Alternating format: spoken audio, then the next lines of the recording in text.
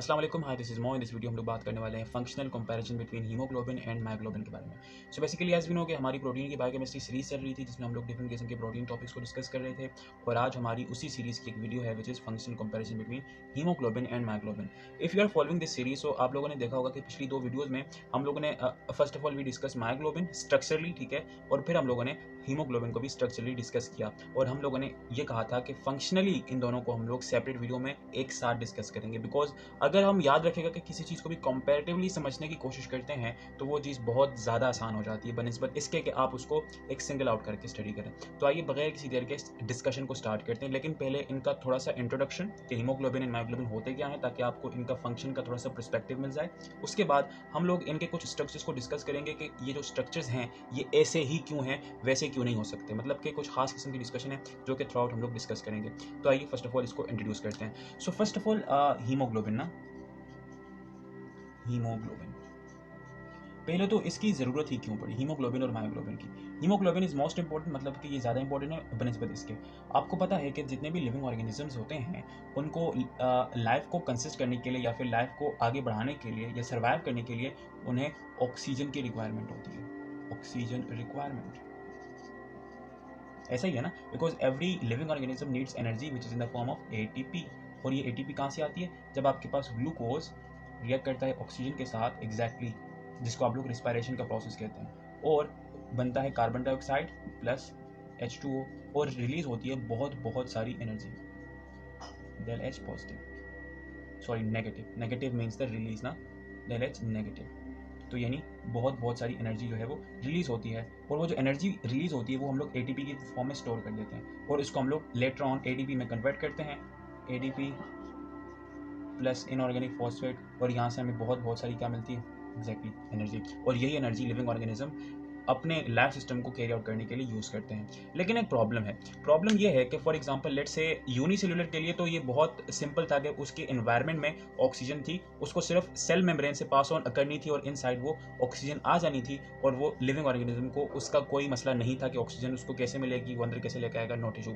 But जब हम लोग बात करते हैं multi cellular living organism, multi cellular, cellular, for example हम खुद ह्यूमन, सपोज कीजिए कि मेरे इस हैंड के बिल्कुल सेंटर वाले सेल को ऑक्सीजन चाहिए, तो क्या डायरेक्ट एयर से मैं यहाँ अंदर ऑक्सीजन को पेनिट्रेट करवा सकता हूँ? अपेरेंटली नहीं ना, बिकॉज ये जो मेरी स्किन है ये ऑक्सीजन के लिए परमिएबल नहीं है, बिकॉज इसके ऊपर और बहुत सारी सरफेस की लेयर्स हैं कि ऑक्सीजन डायरेक्टली डिफ्यूज होकर वहाँ सेंटर वाले सेल तक नहीं पहुँच सकती।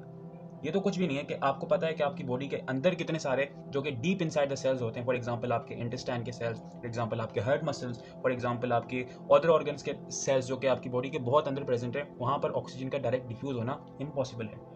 तो वहाँ पर आपको ज़रूरत पड़ती है हीमोग्लोबिन की। नाउ हीमोग्लोबिन क्या करता है? Haemoglobin is the protein which is responsible for the transportation of oxygen from your lungs towards every part of your body. So हमने ये सीखा कि जो आपके पास हीमोग्लोबिन का फंक्शन है वो क्या है? वो है ट्रांसपोर्टेशन। आई होप सो कि आपको अब ये नहीं बोलने वाला कि हीमोग्लोबिन होता क्या है। ट्रांसपोर्टेशन ऑफ ऑक्सीजन फ्रॉम कहाँ से? Lungs, from oxygen to all parts of body. और आपको पता है कि जो आपके पास हीमोग्लोबिन है ये कहाँ पर होता है? एग्जैक्टली ये आपके RBC, रेड ब्लड सेल में होता है, जिसको आप लोग एरिथ्रोसाइट्स भी कहते हैं। और ये जो रेड ब्लड सेल्स हैं, मतलब कि आपकी पूरी बॉडी में जो ब्लड है उसके पहुंचने का मतलब क्या है? First of all is the supply of oxygen and then your nutrition. यानी आपके ब्लड का फंक्शन ये कि वो ऑक्सीजन और न्यूट्रिशन प्रोवाइड करता है। One of the most important function, वैसे तो बहुत सारे हैं लेकिन जो सबसे इंपॉर्टेंट फंक्शन है जिसके बगैर कोई एग्जिस्टेंस नहीं है वो है ऑक्सीजन और फूड की ट्रांसपोर्ट। तो आपके पास ये जो हीमोग्लोबिन है is a protein which transport what? Oxygen from your lungs to the every part of your body. नहीं है ये बॉडी है, sorry it's a body, right, body. So ये था introduction regarding haemoglobin. So haemoglobin को मैं यहाँ पर डिफाइन करके भी लिख लेता हूँ कि ये है क्या। So what haemoglobin is, let me raise that first. It's a oxygen transport protein. And then आपके पास जो मायोग्लोबिन है, मायोग्लोबिन ये आपके पास क्या है एग्जैक्टली? ये आपके पास ऑक्सीजन स्टोरिंग प्रोटीन है, ऑक्सीजन स्टोरिंग प्रोटीन, राइट। अच्छा, सो ऑक्सीजन स्टोरिंग प्रोटीन का मतलब क्या है? मैंने इसको, हम लोगों ने जब मायोग्लोबिन को खुद डिस्कस किया था, तब मैंने आपको ये बताया था कि myo means muscles and globin mean protein, यानी एक ऐसा प्रोटीन जो कि अबंडेंटली कहाँ प्रेजेंट होता है? आपकी मसल्स के अंदर। बिकॉज आपको पता है कि muscles are one of the region of your body which actively needs energy every time in higher amounts. तो आपको पता है कि अगर मसल्स को हायर अमाउंट में एनर्जी की रिक्वायरमेंट है तो वहाँ पर higher amount of oxygen requirement भी होगी, बिकॉज ऑक्सीजन होगा तभी तो जाके आपकी ग्लूकोज कन्वर्ट होगी आपकी कार्बन डाइऑक्साइड और वाटर में, और आपको एनर्जी मिलेगी। तो अगर वहाँ पर अबंडेंट सप्लाई चाहिए ऑक्सीजन की, तो वहाँ पर कोई ऐसा प्रोटीन भी होना चाहिए जो इतनी ज़्यादा ऑक्सीजन को गैदर करके एक जगह रख सके ताकि उसको लेटर ऑन हम लोग यूज़ कर सकें इन द मेन प्रोसेस। तो वो जो आपकी गैदरिंग का काम है ऑक्सीजन का, वो मायोग्लोबिन करता है। तो दैट्स वाई इसको मायोग्लोबिन कहते हैं। Myoglobin means protein which is present in your muscles. Okay, so अब सवाल ये पैदा होता है कि अगर आपने इन दोनों की स्ट्रक्चर वीडियोस देखी हैं, पिछली दो वाली, तो उसमें मैंने ये डिस्कस किया था कि जो हीमोग्लोबिन एंड मायोग्लोबिन है उसका बेसिकली दो चीज़ें कॉमन होती हैं। एक तो ये कि उनमें प्रोटीन पार्ट है, प्रोटीन, और दूसरा उनमें एक नॉन प्रोटीनियस पार्ट है, नॉन प्रोटीनियस, जिसको आप लोग हीम कहते हैं, राइट? हीम। अच्छा, अब सवाल ये पैदा होता है कि क्या सिंगल सिर्फ और सिर्फ प्रोटीन काफ़ी नहीं था ऑक्सीजन की ट्रांसपोर्टेशन और स्टोरिंग के लिए? हीम को आना ज़रूरी है, एग्जैक्टली ज़रूरी है। क्यों? क्योंकि एक बात आपने नोट करनी है कि प्रोटीन की पूरी फैमिली के अंदर कोई अमाइनो एसिड ऐसा नहीं है जो कि ऑक्सीजन के साथ रिवर्सिबली बॉन्ड कर सके। नो, मैं लिख देता हूँ यहाँ पर, single amino acid can reversibly bond, I should write bound to oxygen. मतलब कि कोई ऐसा अमाइनो एसिड नहीं है जो कि ऑक्सीजन के साथ रिवर्सिबली बाउंड कर सके। मतलब कि बहुत सारे अमाइनो एसिड ऐसे हैं जो कि रिएक्ट तो कर सकते हैं, लेकिन वो कंप्लीटली रिएक्ट कर जाते हैं, वो अटैच होकर नहीं रहते, और वापस वो अमाइनो एसिड और ऑक्सीजन में वापस इनकी जो बैकवर्ड मूवमेंट है, बैकवर्ड रिएक्शन है, ये नहीं हो पाता। तो इसलिए आपको एक नॉन प्रोटीनियस पार्ट चाहिए विच इज दिस हीम, जिसके पास ये एबिलिटी है कि वो ऑक्सीजन के साथ रिवर्सिबली बाउंड कर सकता है। एंड एज वी नो कि this function of bounding oxygen reversibly is perform by haem's iron. Iron मतलब कि एज वी नो कि हीम क्या था एग्जैक्टली, अगर आपको याद हो, कैन यू गेस हीम क्या था? It was protoporphyrin plus iron. Protoporphyrin which is what? Which is an organic molecule plus Fe, iron, जो कि 2+ की स्टेट में होता है। बिकॉज आपको पता है कि आयरन है मतलब कि एक मेटल आयन है, एक मेटल एटम है, और ये जो ट्रांजिशन मेटल्स होते हैं ये मोस्टली आपके पास कोऑर्डिनेट बॉन्ड बनाते हैं, और कोऑर्डिनेट बॉन्ड ऐसी होती है कि जिसमें लाइगेंड की रिप्लेसमेंट बहुत आसान होती है, मतलब कि लाइगेंड छोड़ के जा सकते हैं। बिकॉज इस एक मतलब कि लाजमी नहीं कि जो आयरन है ये सिर्फ और सिर्फ सिंगल लिगेंड के साथ बॉन्ड बना के रखता है। There are plenty of ligands which forms bond with this iron. आपको पता है ना कि सिर्फ और सिर्फ इस प्रोटोपोरफायरिन की 4 पॉइंट्स के ऊपर इसके साथ कोऑर्डिनेट बॉन्ड बनती होती है। एक तरफ यहाँ पर हिस्टिडीन होता है which is known as histidine F8 अगर आपको याद हो, और दूसरी तरफ आपके पास ऑक्सीजन होता है which can leave out if you know it is in that condition जहाँ पर उसको लीव होना होता है। अब सवाल ये पैदा होता है कि क्या हम सिर्फ और सिर्फ आयरन को सिंगली तौर पर यूज कर सकते हैं, मतलब can we use simply iron? Because आपको पता है कि प्रोटीन तो ऑक्सीजन के साथ बॉन्ड नहीं कर सकता, ठीक है। अब हम हीम यूज ना करें, सिर्फ और सिर्फ इस आयरन को, मतलब कि सिर्फ और सिर्फ इस आयरन को 2+ की स्टेट में हम लोग यूज करें for that particular transportation process. तो अगर हम लोग ऐसा करेंगे तो ये बहुत ज़्यादा नुकसानदेह होगा। वाई? बिकॉज Fe2 पॉजिटिव अगर सिंपली आयरन स्टेट में होगा, so it has the ability to immensely react with oxygen, मतलब ये ऑक्सीजन के साथ रिएक्ट करके, और ये रिएक्शन इरिवर्सिबल होगा, मतलब कि it will react with oxygen irreversibly and form FeO3, और इसके अंदर इसकी जो स्टेट होगी वो होगी 3+। दिस इज द फेरस, ठीक है, और ये यहाँ पर फेरस से फेरिक स्टेट में कन्वर्ट हो जाएगा।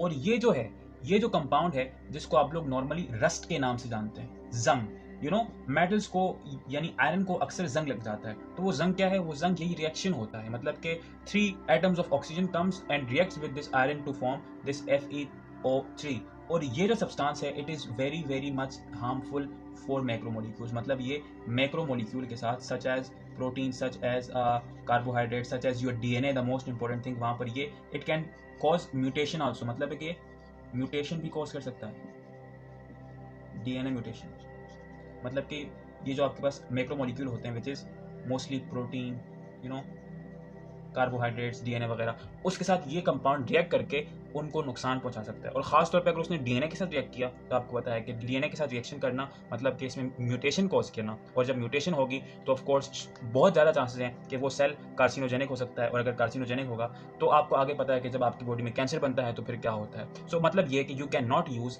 Simple free iron. अच्छा, अब फ्री आयरन तो यूज़ नहीं कर सकते, क्या हम सिर्फ हीम यूज़ कर सकते हैं? मतलब सवाल मेरा मेन ये है कि why we have to use protein plus non protein, मतलब कि why we can not use simply non protein. अब तक पिछले सवाल ये था कि सिर्फ प्रोटीन यूज़ कर सकते हैं, नहीं कर सकते बिकॉज इसके पास वो एबिलिटी नहीं है। उसके बाद हम लोगों ने यूज़ किया कि इसको प्रोटीन प्लस नॉन प्रोटीन को, तो ऐसा क्यों किया? सिर्फ और सिर्फ नॉन प्रोटीन को भी यूज़ कर सकते हैं, नॉन प्रोटीन में सिर्फ आयरन को भी यूज़ कर सकते हैं, हमने देखा कि आयरन को यूज़ नहीं कर सकते। फिर क्या हम सिंपल ये हीम को यूज़ कर सकते हैं? बिकॉज आपको पता है कि जो हीम है, अगर मैं उसको सिंपली यहाँ ड्रॉ करने की कोशिश करूँ तो हीम में कुछ ऐसा होता है कि this is the central iron which is in 2+ state, ठीक है, और let me draw it completely.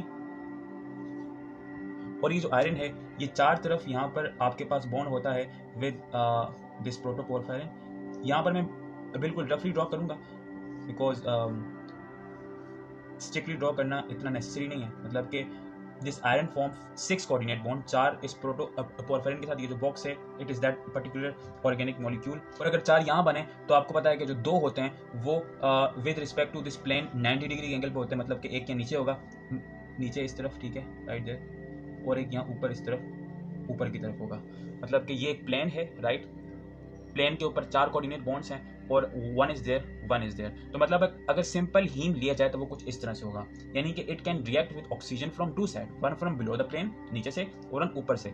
और अगर इसने ऊपर और नीचे दोनों जगह से रिएक्ट किया तब भी ये जो आयरन है ये 2+ से किसमें, 3+ में कन्वर्ट हो जाएगा, वापस से उसी फेज में आ गया जिस फेज में बगैर प्रोटोपोरफायरिन के साथ था। और अगर इस तरह से एक मरतबा ये +3 स्टेट में आ गया सो आपको पता है कि इसके बहुत सारे नुकसान हैं। It can react with other biomolecules and make others life difficult. लेकिन इसका सोल्यूशन ये है कि जब ये जो हीम है, जब ये प्रोटीन का पार्ट होता है तो ये जो बिलो द प्लेन आपके पास, ये जो आपके पास ये वाली बॉन्ड है, right, this bond is occupied या this bond is fulfilled by nitrogen of histidine. यहाँ पर आपके पास क्या होता है, हिस्टिडीन। कौन सा? इसको आप लोग F8 कहते हैं, F8। ये हिस्टिडीन, बिकॉज आपको पता है कि हिस्टिडीन के R group which is imidazole ring, उसके ऊपर एक नाइट्रोजन होती है जो कि इसके साथ कोऑर्डिनेट करती है और ये इसकी 5th वैलेंसी को कंप्लीट आउट करती है। सिर्फ एक बची यहाँ पर अबव द प्लेन, ठीक है, और ये जो एक है it is available for oxygen, वो यहाँ आएगी और इसके साथ रिवर्सिबली बाउंड होगी एंड डिपेंडिंग ऑन कंडीशंस वो जो आयरन है ये ऑक्सीजन को एक्सेप्ट भी करेगा एंड ऑक्सीजन को लूज भी करेगा। अच्छा, one thing I want to tell very interesting about blood. अगर आपको पता हो तो आपकी बॉडी में ब्लड की 2 वेजल्स होती हैं, एक को आप लोग वेन्स कहते हैं और एक को आप लोग आर्टरीज कहते हैं। आर्टरीज में आपका ऑक्सीजनेटेड ब्लड होता है। अगर मैं यहाँ पर लिखूँ तो आपके पास आर्टरीज होती हैं, आर्टरीज, उसमें आपके पास ऑक्सीजन रिच ब्लड होता है, ठीक है। और जो आपके पास वेन्स होती हैं एग्जैक्टली उसके अंदर आपके पास ऑक्सीजन डेफिसिट ब्लड होता है। अगर आपने देखा हो तो आर्टरीज वाला ब्लड जो होता है वो ब्राइट रेड होता है। वो कैसा होता है? ब्राइट रेड,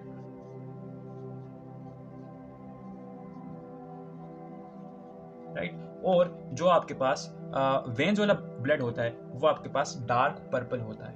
कैसा होता है? It is dark purple. वो असल में इस वजह से कि आर्टरीज वाले ब्लड में आपके पास मोस्टली जो आपके पास हीमोग्लोबिन होता है उसके हीम के ऊपर, मतलब उसके आयरन के ऊपर ऑक्सीजन होता है, और जब ऑक्सीजन आयरन के एड किट आता है तो वो उसकी इलेक्ट्रॉनिक प्रॉपर्टीज को कुछ इस तरह से चेंज करता है कि वो अपना कलर ब्राइट रेड कर देते हैं। आपको पता है कि जो आपके पास मेटल्स आयन होते हैं, ट्रांजिशन मेटल आयंस, ठीक है, in transition metals it had the ability to actually produce colours, या in short that particular energy, यानी एक ऐसी एनर्जी को एमिट करते हैं या एमिट करने की सलाहियत रखते हैं जो कि आपकी विजिबल स्पेक्ट्रम के साथ कोऑर्डिनेट करती है, यानी लिंक करती है, यानी इनकी एनर्जी इनकी रिलीज की हुई एनर्जी मोस्टली ऐसी होती है which is towards that particular visible spectrum, ऐसी एनर्जी जो कि हम अपनी आम आंख से देख सकते हैं। सो दैट्स वाई आपको जो ब्लड है वो आपको ब्राइट रेड कलर का नजर आता है इन द ऑक्सीजनेटेड फॉर्म यानी आर्टरीज के अंदर, और डीऑक्सीजनेटेड फॉर्म में ये डार्क पर्पल हो जाता है बिकॉज जब आप इसे ऑक्सीजन निकालेंगे तो इसका एक एंड जो है वहाँ पर इसकी कोऑर्डिनेशन नहीं होगी, और उस एक एंड की कोऑर्डिनेशन की वजह से इसकी इलेक्ट्रॉनिक प्रॉपर्टीज चेंज होंगी which change the colour inside veins यानी inside the oxygen deficit blood to dark purple from bright red. So that was some interesting things about that. So अब आइए बात करते हैं very important topic which is the imperfect binding of oxygen with haem. So अब आइए बात करते हैं imperfect binding, imperfect binding between O2 and haem. Because आपको पता है कि जो ऑक्सीजन है वो हीमोग्लोबिन के अंदर या फिर मायोग्लोबिन के अंदर हीम के पॉइंट के ऊपर आपके प्रोटीन के साथ बाइंड करता है बिकॉज हीम कंटेन आयरन ना। तो अब बात ही करते हैं कि उन दोनों की जो बाइंडिंग है वो इम्परफेक्ट क्यों होती है। Is a very very important characteristic of this particular oxygen and iron binding inside haemoglobin and myoglobin. देखें उससे पहले हमें एक और चीज डिस्कस करनी है, वो है carbon monoxide. Carbon monoxide which presents like that, मतलब कि उसका जो मॉलिक्यूलर स्ट्रक्चर होता है वो कुछ इस तरह से होता है, राइट। अब ये कार्बन मोनोऑक्साइड है, ये बहुत ज़्यादा पॉइजनस है। क्या है? Poisonous.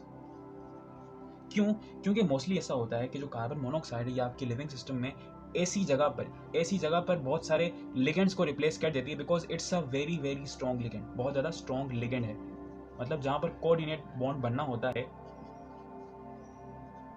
On many places, for example किसी एंजाइम के अंदर, फॉर एग्जाम्पल किसी रिएक्शन में, for example as you can see यहाँ पर हीमोग्लोबिन के अंदर, तो वहाँ पर ये जो कार्बन मोनोऑक्साइड है it's a very very strong ligand और ये वीक लिगेंड्स को रिप्लेस कर देती है।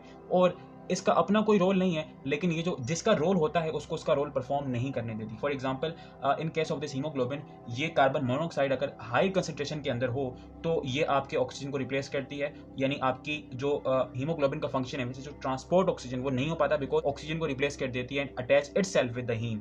सही है। और जब ऑक्सीजन आपको पता है कि एक रिस्पेक्टिव रीजन में नहीं पहुंचेगी, ठीक है, तो आपको पता है कि ऑक्सीजन आपकी बॉडी को नहीं मिलेगी तो आपकी बॉडी डाई कर सकती है। सो ये इसका मेन हार्म है आपके पूरे के पूरे लिविंग सिस्टम को। नॉट ओनली ह्यूमंस बल्कि हर लिविंग ऑर्गेनिज्म को इस कार्बन मोनोऑक्साइड से खतरा हो सकता है। अब आपको पता है कि ये जो हीम है, haem which is protoporphyrin plus iron, मैं इसको बार बार नहीं लिखूंगा, ये जो हीम है इसकी affinity towards carbon monoxide, haem affinity towards carbon monoxide is 25k times greater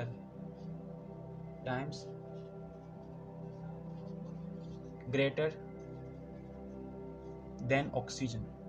मतलब कि अगर इसकी एफिनिटी को जज किया जाए, कंपेयर किया जाए कार्बन मोनोऑक्साइड की और ऑक्सीजन की टुवर्ड्स हीम, या फिर हीम की towards oxygen and carbon monoxide, तो ये पता लगा कि हीम की affinity towards carbon monoxide is 25k, k means kilo, kilo means 1000, 25,000 times greater है देन विद ऑक्सीजन। इतनी ज्यादा एफिनिटी, और ये हीम फ्री हीम की बात हो रही है। अच्छा, एक बात आपने याद रखनी है, not haem with globin, haem free haem मतलब कि प्रोटोपोरफायरिन प्लस आयरन। तो फ्री हीम की affinity towards carbon monoxide is 25k times greater than that of oxygen. अगर ये केस रहा, मतलब कि अगर आप फ्री हीम को यूज करेंगे तो आपको इतनी एफिनिटी मिलेगी, लेकिन आपको पता है कि लिविंग सिस्टम में आपके पास फ्री हीम तो नहीं होता, आपके पास हीमोग्लोबिन होता है या आपके पास मायोग्लोबिन होता है। तो असल में आपकी ये जो स्केल है, मतलब कि ये जो फैक्ट है, ये रिवर्स हो जाता है जब आपके पास जो हीम है वो प्रोटीन के साथ अटैच हो जाता है। मतलब कि when haem is present plus protein, ठीक है, तो ये जो एफिनिटी है इट डिक्रीजेस 2 फोल्ड्स, मतलब कि 2 फोल्ड तक कम हो जाती है, और ये इतनी कम हो जाती है कि ये अप टू सिर्फ और सिर्फ 200 टाइम्स रहती है। मतलब कि अब भी ये जो कार्बन मोनोऑक्साइड है it is 200 times more affinity towards haemoglobin, affinity towards haem from oxygen. लेकिन फिर भी 25k से 200 is very much acceptable, right. Okay, अब हम लोग ये डिस्कस करते हैं कि प्रोटीन के हीम के साथ अटैच होने की वजह से ये जो आपके पास इसकी एफिनिटी है कार्बन मोनोऑक्साइड की, जो कि एक अच्छी बात है, लेकिन ये कैसा हुआ, मतलब कि what is the reason behind that. Reason is that histidine E7। अगर आपने हीमोग्लोबिन या फिर मायोग्लोबिन को सही से डिस्कस किया है, मेरी वीडियो देखी है, तो मैंने वहाँ पर डिस्कस किया था। आपको मैंने ये बात बताई थी कि आपके पास ग्लोबुलर प्रोटीन में, मतलब कि हीमोग्लोबिन में भी और मायोग्लोबिन में, जो कि आपके पास ग्लोबिन फैमिली के 2 मेंबर्स हैं, तो ग्लोबुलर प्रोटीन का एक इंपॉर्टेंट कैरेक्टरिस्टिक ये होता है कि उनके अंदर जितने भी पोलर अमाइनो एसिड्स होते हैं वो सारे सरफेस पे होते हैं, और जितने भी नॉन पोलर अमाइनो एसिड होते हैं वो सारे उनके कोर में प्रेजेंट होते हैं। ओके, अब लेकिन हीमोग्लोबिन और मायोग्लोबिन के अंदर 2 एक्सेप्शंस हैं। वो एक्सेप्शन ये हैं कि 2 पोलर अमाइनो एसिड आपके पास कहाँ होते हैं? आपके कोर में। कोर में वैसे क्या होते हैं? नॉन पोलर अमाइनो एसिड, लेकिन 2 polar amino acid haemoglobin and myoglobin के केस के अंदर आपके पास कोर में प्रेजेंट होते हैं। अब वो दोनों अमाइनो एसिड बहुत इंपॉर्टेंट है और दोनों सेम है, and both are histidine. One of the histidine is F8। F8 क्या करता है एग्जैक्टली? उस हीम के ऊपर जो आपके पास आयरन होता है उसके अंदर आपको पता है कि it can form 6 coordinate bond, 4 तो बनती है with in that particular heme, यानी प्रोटो पोरफिरिन 4 आपके पास कोऑर्डिनेट बॉन्ड बनाता है विद दैट आयरन। अब 2 बचती हैं, एक नीचे की तरफ होती है which is going to be form by that particular F8, वो हिस्टिडीन पोलर वाला एक, मतलब उन 2 में से एक वहां पर होता है, और दूसरा होता है ऑक्सीजन, यानी कि उस आयरन की दूसरी जो 6th वैलेंसी होती है it is fulfilled by oxygen. लेकिन ऑक्सीजन के साथ ऊपर ही तरफ, मतलब कि ऊपर की तरफ ऑक्सीजन के पास आपके पास दूसरा वाला हिस्टिडीन होता है, उसको आप लोग हिस्टिडीन E7 कहते हैं। उसको आप लोग क्या कहते हैं? उसको आप लोग हिस्टिडीन E7 कहते हैं। इसको आप लोग डिस्टिल हिस्टिडीन भी कह सकते हैं। Distil histidine, distil histidine. अब ये तो मैंने आपको थोड़ा सा एज्यूम कराया कि स्ट्रक्चर किस तरह से होता है। As you can see this diagram is an absolute explanation of that particular concept of imperfect binding of oxygen. आप लोग देख सकते हैं कि यहाँ पर जो आपके पास आयरन है उसके ऊपर, थोड़ा सा ऊपर, आपके पास वही डिस्टिल हिस्टिडीन प्रेजेंट है विच इज हिस्टिडीन E7। अब देखें वो थोड़ा सा दूर है, यानी कि वो उस आयरन के साथ डायरेक्टली कोऑर्डिनेट बॉन्ड नहीं बना सकता, विच इज वेरी गुड, क्योंकि वहाँ पर ऑक्सीजन ने अटैच होना है। On your left hand side, जहाँ पर एज यू कैन सी कि जब कार्बन मोनोऑक्साइड आपके पास आयरन से अटैच होती है तो वो सिर्फ एक ही सूरत में अटैच हो सकती है कि जब उसका angle with respect to that plane of that Fe should be 90 degree, और जब वो 90 डिग्री नहीं होता है, 90 डिग्री से कम या ज़्यादा होता है, तब वो बॉन्ड नहीं बन सकता। और वो इस वजह से बिकॉज अगर आप कार्बन मोनोऑक्साइड को देखें तो उस केस में कार्बन और ऑक्सीजन के दरमियान ट्रिपल बॉन्ड है, और ऑक्सीजन के केस में ऑक्सीजन और ऑक्सीजन के दरमियान डबल बॉन्ड है।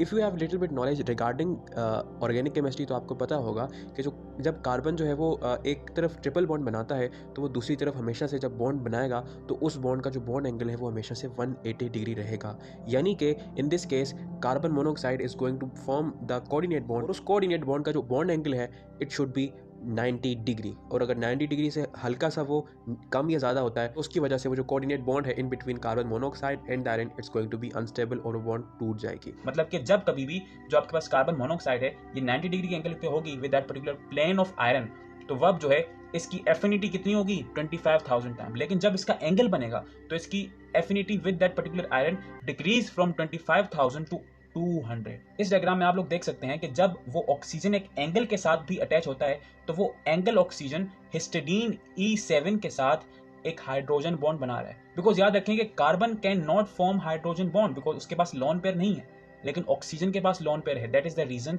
दैट कि जो ऑक्सीजन का मॉलिक्यूल है बनिस्बत कार्बन मोनोऑक्साइड के, it can exist in an angular conformation apart from 90 degree.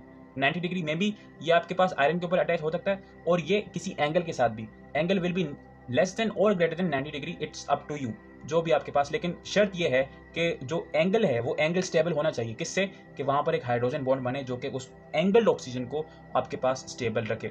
This is the reason that कि वो जो आपके पास हिस्टिडीन E7 है वो यहाँ पर इसलिए प्रेजेंट होता है because it acts as a gate, जो कि सिर्फ और सिर्फ ऑक्सीजन को अलाउ करता है because it can form hydrogen bond with your oxygen. लेकिन फिर भी अगर ये जो आपके पास कार्बन मोनोऑक्साइड है ये अगर ज्यादा कंसंट्रेशन में होती हैं फिर ये थोड़ी सी आपको प्रॉब्लम कॉज कर सकती हैं, बिकॉज ये शायद उतना अच्छे से बॉन्ड तो ना कर पाए लेकिन ये ऑक्सीजन के साथ कम्पीट करने लगती है। यानी कि ऑक्सीजन के साथ कम्पीट करती है किस लिए? कि कौन एंटर होता है उस पॉकेट के अंदर जहां पर हीम प्रेजेंट है, और अगर कार्बन मोनोऑक्साइड की कंसंट्रेशन ज्यादा होती है तो वो उसकी कंपटीशन इंक्रीज होती है which resist oxygen to entering from that particular pocket and from combining with that particular heme portion. और आपको पता है कि नॉर्मल केस में भी about 1% of your all hemoglobin is combined with carbon monoxide. Yes, 1% of all hemoglobin is coordinated with exactly carbon monoxide. तो मतलब कि कार्बन मोनोऑक्साइड अभी भी एग्जिस्ट करती है, अभी भी बॉन्ड बना सकती है, लेकिन because of nature and because of this his E7 और distil histidine this bond is a bit less in number, because एक तो इसकी कंसंट्रेशन भी कम होती है कार्बन मोनोऑक्साइड की, ठीक है, और दूसरा रीजन ये है कि वो अनस्टेबल इसकी बॉन्ड होती है। So that is the reason that कि आपकी जो ऑक्सीजन की बाइंडिंग है हीम के साथ वो थोड़ी सी इम्परफेक्ट होती है, ताकि वहां पर परफेक्टली आके CO ना अटैच हो सके। सो भाई ये बात करते हैं comparison in between haemoglobin and myoglobin के बारे में, जो एक्चुअल इस टॉपिक मतलब कि इस वीडियो का जो एक्चुअल टॉपिक है, आप आइए उसके ऊपर थोड़ा सा डिस्कस करते हैं। So now let's talk on the comparison, actual comparison, कि क्यों हीमोग्लोबिन ने ही ऑक्सीजन ट्रांसपोर्ट करनी और क्यों मायोग्लोबिन ने ही ऑक्सीजन को स्टोर करना है। अच्छा, फर्स्ट ऑफ ऑल आपको पता है कि ऑक्सीजनेटेड ब्लड में मतलब कि आर्टरीज में जो आपके पास हीमोग्लोबिन होता है इट इज ऑलमोस्ट 96% सेचुरेटेड, मतलब कि उसकी जो सेचुरेशन की जो एक लिमिट होती है या जो आपके पास परसेंटेज होती है वो आपके पास 96% होती है सेचुरेटेड। और जो आपके पास वीनस के अंदर यानी वेन्स के अंदर वीनल ब्लड है उसके अंदर आपके पास जो हीमोग्लोबिन है उसकी जो आपके पास सेचुरेशन है, ठीक है, वो होती है ऑलमोस्ट 64% सेचुरेटेड। मतलब कि हर मर्तबा जब ऑक्सीजनेटेड हीमोग्लोबिन या ऑक्सीजनेटेड ब्लड जो है वो आपकी कैपिलरी से गुजरता है तो वो almost 1/3 of its oxygen lose कर देता है, 1/3 ऑफ ऑक्सीजन विल लूज, ताकि वो ऑक्सीजन जो है वो आपका जो बॉडी है वो उसको यूज कर सके। सो अगर कंपैरिजन के ऊपर थोड़ा सा डिस्कस करें तो आपको पता है कि अगर हम लोग प्लॉट्स को डिस्कस करें, plots means graph right, graph किसके दरमियान, graph in between degree of saturation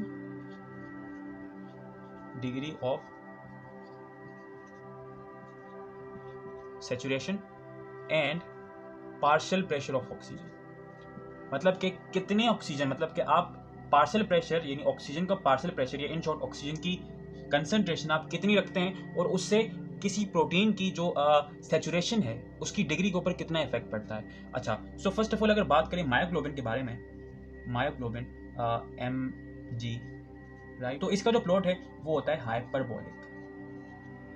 I will show you but let me first characterise बॉलिक, यानी कि initially a steady rise is observed which will reach saturation। मतलब कि initially एक rise होता है, एक स्टेडी राइज होता है और वो रीच करता है एकदम उसकी सैचुरेशन के ऊपर, मतलब कि कंप्लीटली सैचुरेटेड हो जाता है एकदम आपका मायोग्लोबिन, ठीक है। और ऑन द अदर हैंड अगर आप हीमोग्लोबिन को डिस्कस करें, ठीक है, तो इसका जो ग्राफ है वो है सिग्मोइडल,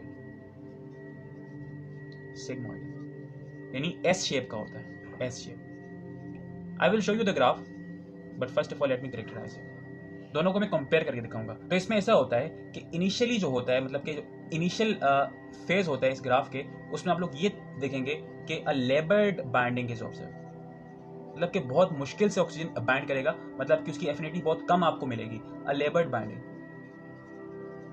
ठीक है। उसके बाद ये होगा कि अ स्टेडी राइज जो कि रीच करेगा कहां पर,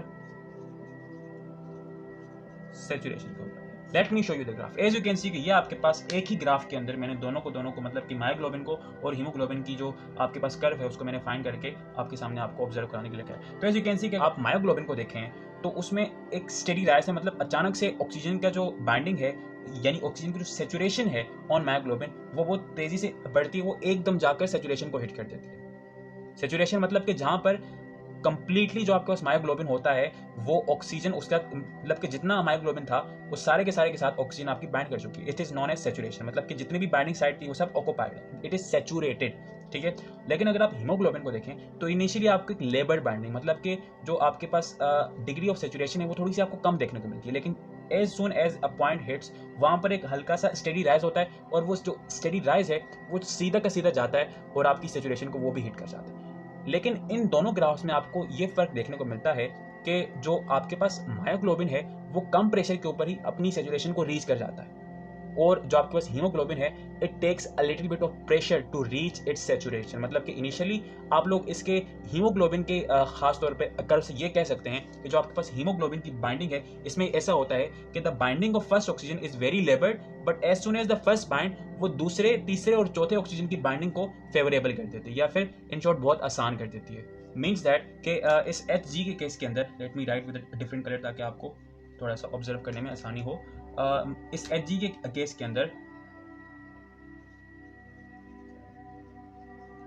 binding of first oxygen is very लेबर्ड। लेबर्ड मतलब बहुत मुश्किल से, या आप लोग रेजिस्टेंट भी कह सकते हैं। But as soon as the first bind, second, third and fourth oxygen binding, I hope so कि आपको नजर आ रहा होगा, will become much easier, बहुत आसान। And it's because of very very important character which is known as cooperativity, which is known as cooperativity। I hope so कि आपको नजर आ रहा होगा। अब इस वीडियो में मैं कोऑपरेटिविटी को डिस्कस नहीं कर सकता बिकॉज ये अपने आप में ही एक बहुत बड़ा टॉपिक है। अब इसी के ऊपर अगली 3-4 वीडियो बनेगी इसी सीरीज के अंदर, और जो नेक्स्ट सीरीज है एंजाइम की वो कंप्लीटली इसी चीज के ऊपर डिपेंड करती है कि what do you mean by cooperativity. मैं आपको इन शॉर्ट ये बता देता हूँ कि कोऑपरेटिविटी का मतलब ये होता है कि आपको पता है कि जो आपके पास हीमोग्लोबिन है इट इज अ टेट्रामर, इसके पास 4 सब यूनिट है, 4 पॉलीपेप्टाइड है और 4 बाइंडिंग साइट है। कोऑपरेटिविटी मींस दैट कि जब एक सब यूनिट अपने लिगेंड के साथ बाइंड करता है, मींस के ऑक्सीजन के साथ इस केस में जब बाइंड करता है, तो आपको पता है कि जब लिगेंड एक सब यूनिट के साथ एक प्रोटीन के साथ बाइंड करता है तो वो लिगेंड की बाइंडिंग की वजह से उस प्रोटीन में कुछ कन्फर्मेशनल चेंज होते हैं। जब वो कन्फर्मेशन चेंज होते हैं तो आपको पता है कि वो अगर एक प्रोटीन एक क्वार्टरी प्रोटीन है, मतलब कि एक प्रोटीन में मोर देन 1 पॉलीपेप्टाइड है, जिस तरह से हीमोग्लोबिन के केस के अंदर, तो वो जो conformational change because of oxygen binding और या बिकॉज ऑफ लिगेंड बाइंडिंग हुआ है वो मूव करता है टुवर्ड्स अदर सब यूनिट, और जब उस तरह से अदर सब यूनिट में मूव करता है तो उस कन्फर्मेशनल चेंज के मूव करने की वजह से जो दूसरे सब यूनिट्स के ऊपर लिगेंड की बाइंडिंग है वो फेवरेबल हो जाती है। अच्छा, लाजमी नहीं कि हमेशा से ये जो बाइंडिंग है आसान ही होगी, कुछ केस में ऐसा होता है जो दूसरे लिगेंड्स होती हैं उनकी बाइंडिंग समटाइम्स और भी ज्यादा मुश्किल हो जाती है। फॉर एग्जांपल आपको पता है कि एंजाइम्स के एक्टिवेटर्स एंड इनहिबिटर्स होते हैं, तो एक्टिवेटर क्या करता है? एक्टिवेटर यही काम करता है कि फॉर एग्जांपल अगर जिस तरह से हीमोग्लोबिन में पहला ऑक्सीजन बाइंड हुआ तो दूसरा, तीसरा और चौथा जो आपके पास ऑक्सीजन था उसकी जो बाइंडिंग है वो आसान हो गई। यानी कि फर्स्ट ऑक्सीजन क्या काम कर रहा है? एक्टिवेटर का। लेकिन जो इनहिबिटर्स होते हैं वो इसका उल्टा करते हैं, मतलब कि वो कुछ इस तरह के कन्फर्मेशन चेंज करेंगे कि बाइंडिंग बहुत मजीद मुश्किल हो जाए। सो ये आपके पास एक करेक्टर था जो कि आपको हीमोग्लोबिन की सैचुरेशन कर्व से आपको सीखने को मिलता है। लेकिन ये एक अलग टॉपिक है, इसको हम लोग नेक्स्ट वीडियो में अगेन डिस्कस करेंगे। लेकिन इसके जो फंक्शनल कंपैरिजन था, सो आइए उसको फर्दर आगे बढ़ाते हैं। So as you can see this image again, अगर आप लोग यहाँ पर देखें तो जो आपकी 50% सेचुरेशन है in both case, hemoglobin as well as myoglobin, तो उसमें आपको एक चीज देखने को मिलेगी कि जो मायोग्लोबिन है उसकी 50% सेचुरेशन कहाँ पर आ रही है? 1 टॉर प्रेशर के ऊपर, और जो हीमोग्लोबिन है उसकी 50% सैचुरेशन कहां पे आ रही है? एग्जैक्टली 26.5 टॉर्स के ऊपर। This is the most important characteristics. तो हम लोगों ने पीछे क्या देखा? हम लोगों ने ये देखा कि जो आपके पास सैचुरेशन ऑफ मायोग्लोबिन है वो कहां आ रही है? वो आ रही है ऑलमोस्ट 1 टॉर के प्रेशर के ऊपर, वेरी वेरी लो। और जो आपके पास सैचुरेशन है, कौन सी सैचुरेशन? 50%। एक और बात याद रखें, 50%, it's not complete, it's 50% saturation. And 50% saturation, 50% saturation of haemoglobin ये आ रही है ऑलमोस्ट 26.5 टॉर के प्रेशर के ऊपर, जो कि रिलेटिव टू मायोग्लोबिन बहुत ज्यादा है। अच्छा, अब ऐसा हो रहा है एक्चुअल फंक्शन के अंदर, क्या ये जो कैरेक्टरिस्टिक है क्या इनको फायदा दे रहा है? देखें, मायोग्लोबिन जब ऑक्सीजन के साथ बाइंड करता है तो क्या उसकी कंसंट्रेशन ज्यादा होती है या कम होती है? ऑब्वियसली कम होती है ना, बिकॉज आपको पता है कि जो मायोग्लोबिन है, मायोग्लोबिन जो जब ऑक्सीजन के साथ बाइंड करेगा वो ऑक्सीजन कहां होगी? कैपिलरीज के अंदर, कैपिलरीज के अंदर। और कैपिलरीज में ऑक्सीजन की जो प्रेशर होता है वो होता है अराउंड 20 टोर, यानी कि कम है। और आपको पता है कि मायोग्लोबिन की जो ऑक्सीजन के साथ बाइंडिंग है वो 1 टोर पे 50% हो जाता है, तो मतलब कि 20 टोर पे वो अच्छा खासा ऑक्सीजन के साथ बाइंड कर सकेगा। सो बिकॉज ऑफ दैट कि मायोग्लोबिन को जिस ऑक्सीजन के साथ बाइंड करना है वो उसकी कंसंट्रेशन कम होती है, मतलब कि बेसिकली कम होती है। सो ये एक फेवरेबल केस है कि because myoglobin is habitual of low concentration of oxygen, तो ये चीज़ के 50% ऑफ इसकी जो सैचुरेशन है वो आपको 1 टोर पे मिलती है, ये इसको बहुत ज़्यादा फायदा पहुंचाती है। बिकॉज क्योंकि इसकी जो ऑक्सीजन जिसके साथ इसने बाइंड करना है वो ऑलरेडी इसकी जो कंसंट्रेशन है ऑक्सीजन की वो बहुत कम होती है। ऑन द अदर हैंड जो आपके पास हीमोग्लोबिन है इसकी जो आपके पास 50% सैचुरेशन है वो आपके पास 26.5 टोर पे प्रेजेंट होती है, मतलब कि ये थोड़ा सा ज़्यादा प्रेशर पे जाकर अपने आप को सैचुरेट करता है। बिकॉज आपको पता है कि हीमोग्लोबिन ने जाना होता है आपके पास लंग्स के अंदर, और लंग्स के अंदर आपके पास ऑक्सीजन का जो प्रेशर है, ऑक्सीजन प्रेशर वो ऑलमोस्ट इक्वल होता है अराउंड 100 टोर, और इसने लीव आउट करना होता है, लीव ऑक्सीजन इन कैपिलरीज, जहां पर ऑक्सीजन का पार्शियल प्रेशर 20 टोर। सो यानी कि जो आपके पास हीमोग्लोबिन है वो हाई प्रेशर के ऊपर ऑक्सीजन के साथ बाइंड करता है, और जब वो लो प्रेशर में आता है वो ऑक्सीजन को लीव आउट कर देता है। So it's a very very very good function of haemoglobin. Because देखो, हीमोग्लोबिन हाई प्रेशर में जाता है जहां पर ऑक्सीजन लेनी होती है, तो वहां पर जाके वो ऑक्सीजन के साथ बाइंड करता है, और जब वो आपकी कैपिलरीज में आता है जहां पर already pressure relative to lung very very low होता है, वहां पर ये ऑक्सीजन को लीव आउट कर देता है। देखें, हीमोग्लोबिन की जो 50% सैचुरेशन है, मतलब कि the pressure at which it becomes 50% saturated is 26.5 टोर, और आपके पास जो लंग के अंदर प्रेशर होता है ऑक्सीजन का वो होता है अराउंड 100 टोर, मतलब कि हाई प्रेशर के ऊपर हीमोग्लोबिन ऑक्सीजन के साथ बाइंड करेगा और लो प्रेशर पे वो ऑक्सीजन को लीव आउट कर देगा। सो इट्स फंक्शन ना कि जब वो लंग में जाएगा जहां पर उसको ऑक्सीजन को कैप्चर करना होता है, तो जो हीमोग्लोबिन है वो ऑक्सीजन को अपने साथ बाउंड कर देगा। बिकॉज इसका फंक्शन ये है कि इसने ऑक्सीजन को हाई प्रेशर पे बाउंड करना है, और जहां पर ऑक्सीजन की नीड है, मतलब कि जहां पर ऑक्सीजन कम कंसंट्रेशन में प्रेजेंट है, कम प्रेशर पे प्रेजेंट है, वहां पर इसने लीव आउट कर देना है। तो ये हीमोग्लोबिन लंग से ऑक्सीजन ले लेगा because of the high pressure, और कैपिलरीज में जहां पर जो आपके पास पार्शियल प्रेशर होगा ऑक्सीजन का वो 20 टोर होगा, वहां पर बिकॉज लो है तो ये ऑक्सीजन छोड़ देगा और ये अपना फंक्शन परफॉर्म कर देगा, and which is to transport oxygen from lungs to the capillaries. I hope so कि थोड़ा सा डिफिकल्ट कॉन्सेप्ट था लास्ट वाला खास तौर पे, आई होप सो कि आपको ये समझ आया होगा। लेकिन आपने चीज़ ये याद रखनी है इस पूरे केस के अंदर कि जो आपके पास मायोग्लोबिन की 50% सैचुरेशन है वो 1 टोर पे होती है, और हीमोग्लोबिन की आपके पास 26.5 टोर पे होती है, और ये दोनों के दोनों कैरेक्टरिस्टिक्स इसके अपने फंक्शन के लिए बहुत ज़्यादा फेवरेबल होते हैं। बिकॉज मायोग्लोबिन को ऐसे ऑक्सीजन के साथ बाइंड करना है जो कि ऑक्सीजन कंसेंट्रेशन में already by nature by simple ही कम है, मतलब कि है ही कम ऑक्सीजन। तो अगर उसने कम ऑक्सीजन के साथ इतनी ज़्यादा एफिनिटी रखनी है, तो मतलब कि ये जो इसका कैरेक्टर है कि वो उसकी 50% सैचुरेशन 1 टोर पे हो जाती है, ये उसको अपना फंक्शन परफॉर्म करने में हेल्प करती है। और हीमोग्लोबिन जिसकी 50% सैचुरेशन 26.5 टोर पे होती है, ये इसको इसका अपना फंक्शन परफॉर्म करने में हेल्प आउट करती है। अच्छा, वन थिंग मोर, ये इतना डिफरेंसेस क्यों हैं इन दोनों में? डिफरेंसेस इस वजह से हैं क्योंकि आपके पास मायोग्लोबिन एक सिंपल सिंगल पॉलीपेप्टाइड है, और आपके पास हीमोग्लोबिन जो है वो सिंपल 4 पॉलीपेप्टाइड चेन के ऊपर कंसिस्ट किया हुआ एक प्रोटीन है। Because of the 4 polypeptide chain there is some allosteric effect, ठीक है। आपने देखा था ना कि इनिशियली इसकी जो सैचुरेशन कर्व थी उसमें जो सैचुरेशन थी वो थोड़ी सी कम थी, और फिर अचानक जाके एक पीक होती थी और वो जाकर अपनी फुल्ली सैचुरेटेड स्टेट में जाती थी। तो वो जो सैचुरेशन का कम होना है वो इसी वजह से था कि ये हाई प्रेशर पे यानी जहाँ पर प्रेशर यानी ऑक्सीजन की कंसंट्रेशन ज्यादा होती है वहां पर जाके इसने ऑक्सीजन के साथ बाउंड करना था। और वो क्यों था? It is because of the allosteric effect, या in short you can say the effect because of the binding of 2 और मोर सब यूनिट्स, उसकी वजह से एलोस्टेरिसिटी होती थी, और एलोस्टेरिसिटी की वजह से आपको ये डिफरेंट स्टेट्स और ये डिफरेंट फंक्शन परफॉर्म या फिर देखने को मिलते हैं, which is good for us. Because अगर ये कैरेक्टरिस्टिक हैं तभी हम लोग अपनी ये जो नॉर्मल स्टेट्स हैं उनमें रह सकते हैं, वरना फॉर एग्जाम्पल अगर ये जो ऑक्सीजन की 50% सैचुरेशन है, ठीक है, वो भी अगर 1 टोर पे होती तो क्या हीमोग्लोबिन आपके पास कैपिलरीज में आके ऑक्सीजन को लूज करता? नहीं करता ना। बट बाय नेचर इसकी जो सैचुरेशन है वो हाई प्रेशर के ऊपर रखी है, बिकॉज इसने लो प्रेशर पे आकर ऑक्सीजन को लीव आउट करना है, बिकॉज लो प्रेशर पे ऑक्सीजन की जरूरत है।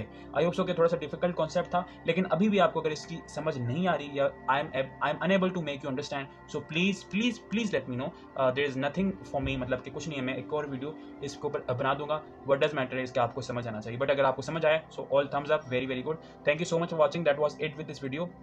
आई होप सो कि आपको ये वीडियो समझ आई होगी। If you like this video so please do share this video with your friends and anyone जिसको भी इस वीडियो की जरूरत है। अपना बहुत सारा ख्याल रखिएगा। Thank you so much for watching, take care yourself, good bye.